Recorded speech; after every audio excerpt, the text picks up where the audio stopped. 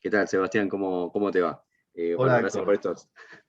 gracias por estos minutos de conversación. En realidad es un momento distendido como para poder eh, unir puntas, ¿no? Lo que voy viendo a nivel internacional, que vos también la conocés, ¿no? Pero todo este tema de las empresas como fuerza para el bien, esto empezó por ahí con los objetivos del milenio 2000, después los ODS en 2015. A nivel académico, bueno, hubo una conferencia muy importante, la Academy, con las Naciones Unidas en 2006, donde hablaba de las empresas como motor de cambio. Bueno, y ahora este año el tema del gran reseteo, ¿no? Del World Economic Forum, ¿no?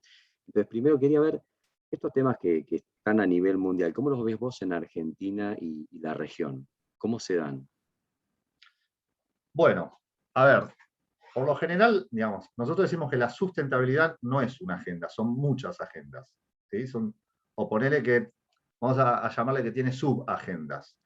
Las principales agendas hoy en día, digamos, el mainstream es la agenda climática, la agenda de derechos humanos y empresa, la agenda de ODS, como vos mencionaste, y la agenda de biodiversidad. Las cuatro que te comenté tienen un despliegue y están bajo el paraguas de convenios internacionales. Esto es importante destacarlo. Y son convenios multilaterales que están bajo el paraguas de las Naciones Unidas. Tanto, digamos, ya lo conocemos, el de la agenda climática es el Acuerdo de París dentro de la Convención Marco de Cambio Climático, el de biodiversidad, ecosistemas y naturaleza, que no es menor, es menos por ahí conocido que el de la COP, que la COP de Cambio Climático, pero es muy fuerte y de mucho impacto sobre las actividades productivas. Esa también es parte de una convención internacional dentro de las Naciones Unidas con dos protocolos, no uno, ¿no? El de derechos humanos y empresa, tiene su propio foro, también dentro de lo que es el sistema de Naciones Unidas. Así que todo eso lo que tiene es que cada país, los países, tienen que presentar lo ideal, a un tipo de compromiso, y ese compromiso después se traduce a nivel doméstico, ¿no? En acciones concretas. Y esas acciones concretas recaen el 99% del esfuerzo en el sector productivo. Esa es la realidad. Cancillería firma los acuerdos, los convenios, ¿sí? Que por general, ahí como vos sabés muy bien, hay un trade-off entre agendas diplomáticas, y bueno, se terminan firmando acuerdos y compromisos, los cuales a veces digamos, el país no está preparado para eso, otras veces sí, a veces están siendo consultados los actores, otras veces no, pero la realidad que se firmó, después se ratifica en cada uno de los países, se transforma en parte del derecho positivo y vienen las obligaciones que recaen principalmente sobre el sector productivo. Ese es el esquema general. La Argentina tiene como me preguntabas, ¿cómo cae esto a nivel local? La Argentina tiene una propensión a firmar acuerdos multilaterales eh, muy por encima del promedio de otros países, ¿sí? Incluso comparándolo con países de la región. Estados Unidos sabemos que no es muy propenso al multilateralismo, Argentina es muy propenso al multilateralismo, y firma acuerdos y convenios que muchas veces nos ponen, digamos, en un grado de desafío fuerte. Así como lo veo yo. En la Argentina, esas agendas que te acabo de mencionar, la agenda climática, la agenda de derechos humanos y empresas, la agenda de naturaleza y biodiversidad, y la agenda ODS son agendas que los gobiernos en la Argentina no solamente lo han adherido, sino que lo han ratificado por ley, y en muchos de ellos ya hay planes nacionales. Y en esos planes nacionales, eso significa acción. Entonces, son agendas vivas hoy acá. Por eso son de relevancia para el sector, para la Argentina. Bien. Ahora, las posiciones, digamos, son foros internacionales, las posiciones, vos imaginate que están muy tenidas de la geopolítica. Entonces, ahí sí es como habíamos hablado más de una oportunidad contigo, ahí vos tenés diferencias entre el norte y el sur, diferencias entre países desarrollados y en vía de desarrollo, diferencias de posición entre los países con dotación de recursos naturales versus los que no tienen recursos naturales. O sea, se genera ahí una diáspora que es muy cambiante, incluso, y que hace 10 años atrás Argentina estaba dentro de un bloque que se llamaba G77 más China.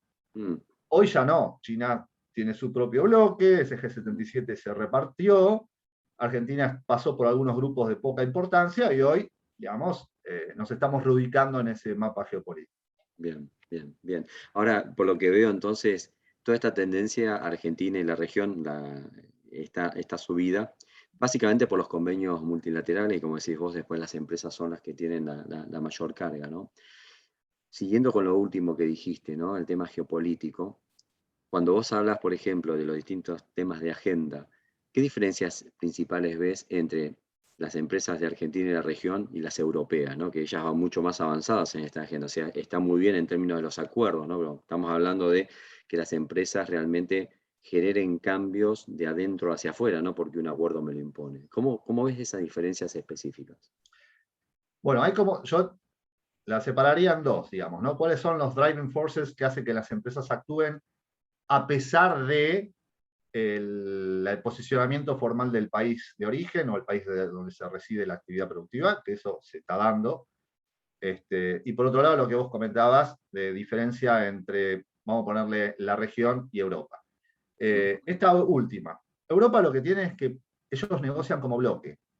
De hecho, en el Acuerdo de París de Cambio Climático, por darte un ejemplo, pero en todos los demás, las posiciones son de Europa como bloque. Las propuestas son de Europa como bloque, lo cual significa que han tenido que consensuar previamente y llegar a objetivos consensuados entre toda la comunidad europea. Y entonces, cuando van a en estos foros, ya tienen posiciones fuertemente tomadas, ¿sí? Negociar como bloque también tiene esto, que, digamos, las restricciones que puede tener un país en particular son como compartidas por ese consorcio. Entonces es como que son mucho más flexibles o mucho más propensos a acelerar las transiciones.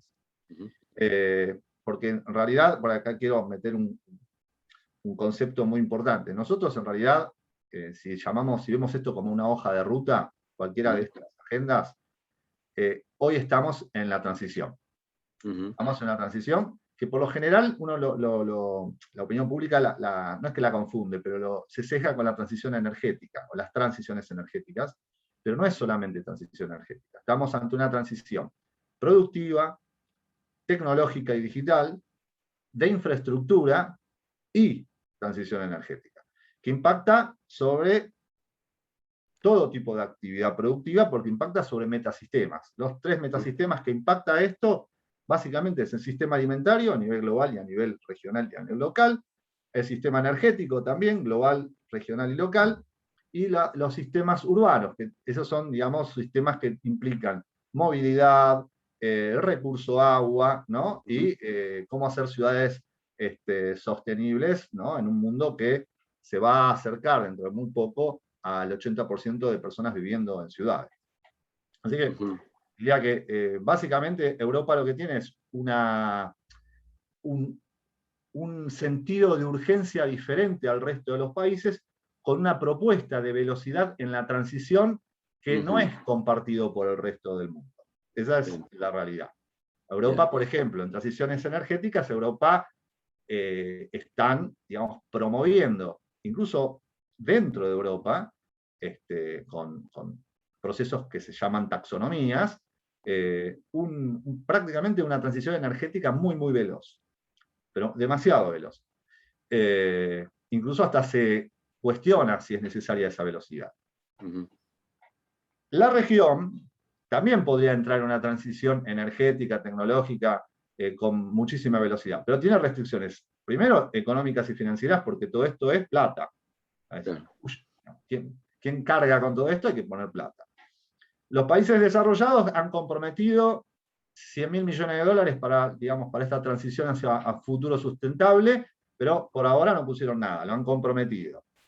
Y tercero, es que Europa no tiene los recursos naturales que sí tenemos en la región. Entonces, y tampoco tiene los niveles de pobreza. Entonces, para ellos, la agenda de sustentabilidad es una agenda eminentemente, vamos a hablar en jerga, eminentemente de environment, ¿no?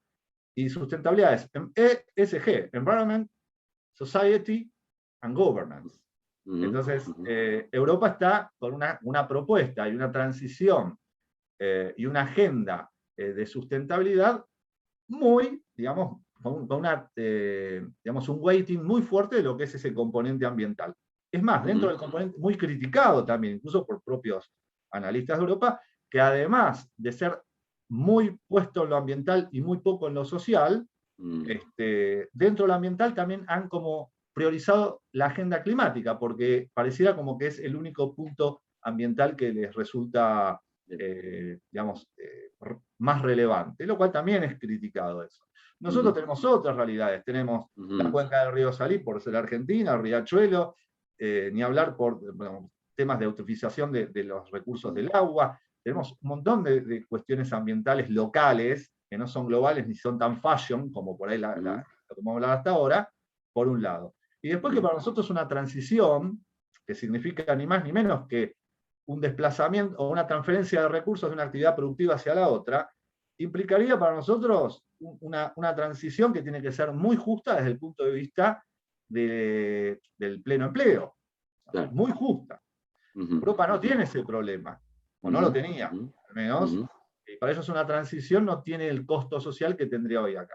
Básicamente, si nosotros decimos, no, mira, la verdad que para el 2030 no hay más oil and gas en la matriz energética de la Argentina, técnicamente, pongámosle que sea factible, ¿cuál es qué desencadena esa decisión desde el punto de vista social, de encadenamientos productivos regionales, de economías regionales, en términos incluso de regalías, en términos de recursos del Estado, o sea, en términos de empleo?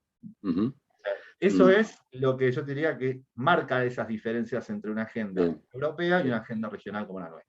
Bien, y claramente ahí hay una distinción entre lo que son las multinacionales, que por ahí te vienen con esa agenda, desde Europa o desde Estados Unidos, de las multilatinas, que deben tener mucha más flexibilidad. Por dentro de SEAT tenés estos dos tipos de empresas, con lo cual también los desafíos internos que enfrentan son distintos, ¿no? Porque una viene una agenda media como impuesta, pues es parte de una multinacional. Las multilatinas tienen como por ahí más, por más que adhieran, tienen un poco más de flexibilidad, y a partir de ahí puedan responder mejor a los temas de inequidad o los temas propios, ¿no? que tenemos aquí en la región. El último tema que me gustaría charlar con vos son desafíos muy grandes. Y por más que vos seas una multinacional y todas las que están en SEAT son empresas grandes, no lo podés resolver solo. Ni siquiera trabajando con recursos de afuera. Entonces, ¿cómo es el rol de la cooperación intraempresas a nivel de cadena de valor, incluso público-privada, para poder encarar estos desafíos? Bueno, ese es, digamos, la agenda ODS es muy clara con el ODS 17, ¿no? Nosotros hicimos un análisis que está a disposición, tenemos un programa de ODS y empresas. Uno de los análisis que te muestra es que el ODS conexo, es decir, el ODS secundario más impactado, más contribuido es el 17, es el que más se utiliza. ¿Por qué?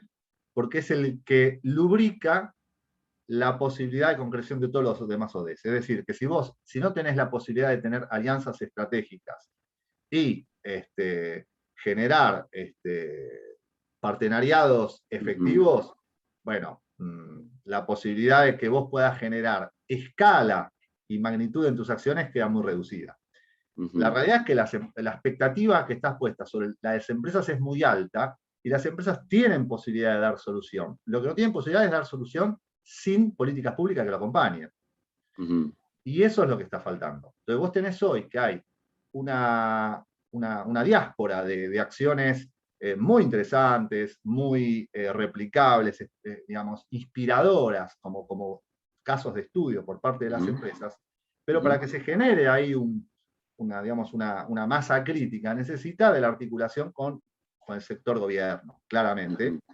Déficit que no es solamente de la Argentina, es una cuestión más de Latinoamérica, salvo algunas excepciones, que las debes conocer, donde la articulación público-privada, la verdad que funciona de manera virtuosa. Entonces, sin esa articulación, digamos, no se genera escala ni tampoco magnitud. Hay algunos, como podemos llamar, algunas shortcuts, como para evitar o para poder compensar en cierta manera, digamos, la poca falta o tardía articulación público-privada. Entre ellos es lo que vos bien mencionaste una vez, es el concepto de clusters, el concepto de comunidad empresaria, incluso nosotros lo vemos desde el punto de vista más de cadena de valor. Hoy, digamos, el mundo está, digamos, en cierta manera desafiando, no es a una empresa en particular ni una actividad, son sistemas. Y lo más cercano a un sistema es una cadena de valor entera. Hoy se habla de cadenas de valor sustentables. Dentro de la cadena de valor vos tenés empresas grandes, pocas y muchas pymes. Y la realidad de las pymes es que todo esto, como hablábamos al principio, requiere financiamiento. Por más que sean medidas costo eficientes, que terminan redundando en productividad, competitividad, etc., hay una inversión inicial que hay que hacer, y eso ahí tenemos otra restricción, y eso te diría que es más que de la región, más de Argentina hoy en día, el acceso al crédito. Entonces, ahí es donde se complica la posibilidad virtuosa de que la empresa ancla, como se le llama, dentro de una cadena de valor, que por lo menos la empresa grande o la más visible, pueda ayudar no a exigirle a su cadena de valor y sus proveedores, mirá, si a partir de mañana, bueno, tenés estos estándares, no te compro más, porque no es una opción tampoco. En el mundo desarrollado hacen eso. En el mundo desarrollado vos tenés empresas de primerísimo nivel que le dan un ultimátum a un proveedor que por ahí está en algún país como los nuestros, donde, che, mirá, nos llegó una denuncia, un reclamo, un boicot de consumidor, donde tu empresa está utilizando mal un recurso natural, o está contaminando un río, o tiene prácticas laborales que no se condicen con las best practices, y entonces lo sacan afuera de su circuito, de su cadena de valor. Acá en la Argentina no tenés opción, a veces tenés un solo proveedor, muchas veces tenés un solo proveedor. Entonces vos no podés ponerte ahí no, mira, no sos más mi proveedor. Entonces existe este concepto de acompañamiento de la pyme en la cadena de valor. Y para eso hacen falta recursos. Por ejemplo, yo doy el caso de ProPymes. ProPymes es un caso de fortalecimiento de una cadena de valor de una empresa que toma y asume el liderazgo de un sector o de una cadena de valor, lo asume como empresa ancla y, en cierta forma, se hace cargo de esa cadena de valor, ayudándolo a elevar sus estándares, no a exigírselos. Ese es el modelo que las pocas opciones que tenemos en nuestras latitudes son las que se podrían echar mano mucho más rápido, y es la que se está trabajando más fuertemente. Perfecto, buenísimo. Bueno, gracias, porque la verdad que si uno está esperando solamente las políticas públicas, en general uno empieza de adentro. Los ejemplos que diste, ¿no? De trabajar en la cadena de valor con las restricciones que hay de crédito, bueno, empezar por lo material. Y hay varias cadenas a nivel Argentina que están con esta visión. Mencionaste el ProPyme, bueno, de hecho hicimos el trabajo conjunto, está PAE, hay varios que están trabajando a nivel cadenas que realmente se ve que el camino va por ese lado, ¿no? Para poder encararlos. Bueno, muy buena charla, un momento de reflexión muy interesante de intercambio, y gracias por compartir la experiencia, y hasta nuestro próximo encuentro. Bueno, ahí estaré atento.